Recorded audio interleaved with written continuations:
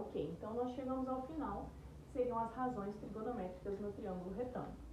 A gente já entendeu o que é um triângulo retângulo, a gente já entendeu que a trigonometria é as relações existentes entre ângulos e lados, e as razões são frações. Bom, então, se nós sabemos que todos os triângulos semelhantes a esse triângulo dado têm sempre razões constantes, essa razão é decorrência do ângulo. Claro que se eu mudo a abertura do ângulo, esses triângulos não são mais semelhantes e, consequentemente, esses lados não têm mais a mesma constante de proporcionalidade. Então, agora a gente vai terminar, né, falando do seno, do cosseno e da tangente. Então, os lados que formam um ângulo de 90 recebem o nome de catetos.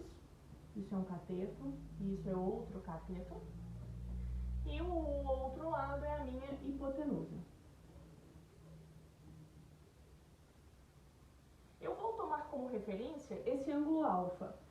Se aqui é o meu ângulo de referência, esse que está na frente é chamado de cateto oposto, enquanto que o outro vai ser chamado de cateto adjacente.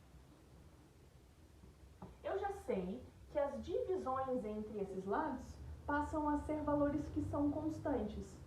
Como todos esses lados eles só têm essa nomenclatura referente a esse ângulo, porque se eu mudasse o ângulo, esse seria o meu cateto oposto e esse seria o meu cateto adjacente, a gente sempre vai fazer referência ao ângulo.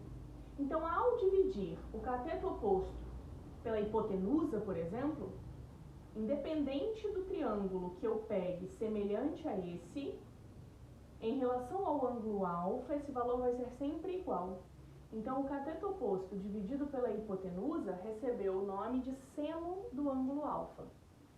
O cateto oposto dividido pelo cateto adjacente recebeu o nome de tangente do ângulo alfa.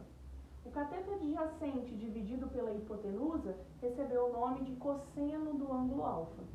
Ah, professora, mas e se eu tivesse feito o cateto adjacente dividido pelo cateto oposto? Igual você deu no exemplo, você pegou o 3 e dividiu pelo 2.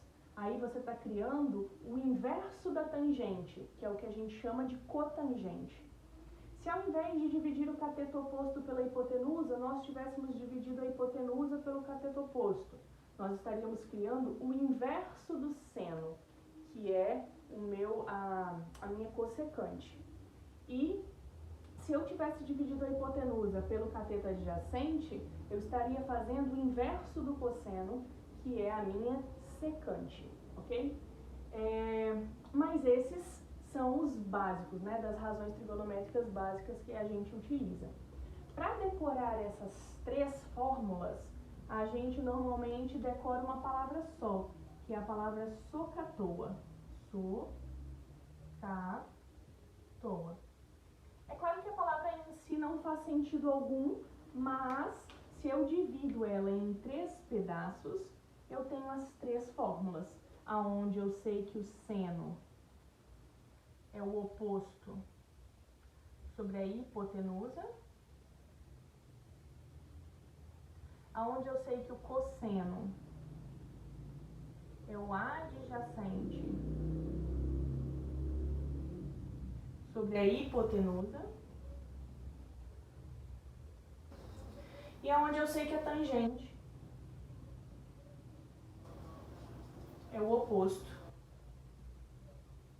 sobre o adjacente.